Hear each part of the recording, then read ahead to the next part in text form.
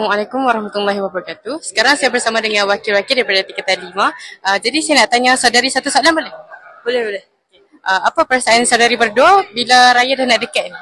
Perasaan saya bila raya nak dekat ni best sebab tak sabar nak balik kampung. Lepas tu nak jumpa sanak saudara. Tapi sedih juga sebab tahun ni tahun last kami dekat sini. Tahun last kami sambut Ramadan dekat Bumi Tunsai ni. Bercampur baur perasaan.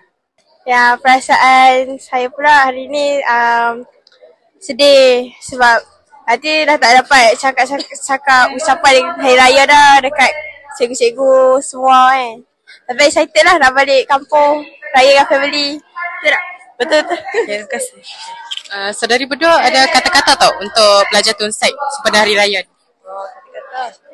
Kata-kata. Okay. Saya ingin mengucapkan selamat Hari Raya, maaf zahir batin kepada seluruh Bumi Tunsai. Mohon maaf salah silap. Okay, selamat Hari Raya semua. Terima kasih. Itu saja daripada kami. Terima kasih. Selamat Hari Raya.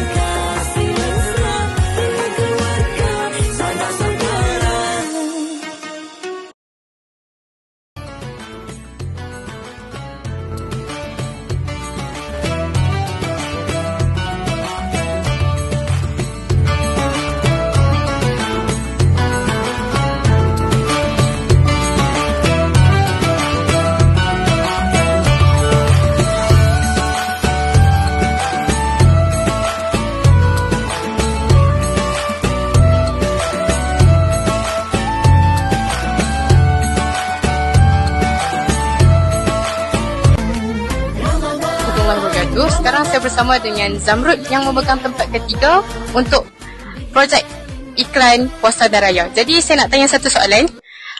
Apa cabaran anda semua dalam memberjayakan projek iklan Puasa dan Raya? Jadi bismillahirrahmanirrahim. Assalamualaikum warahmatullahi wabarakatuh.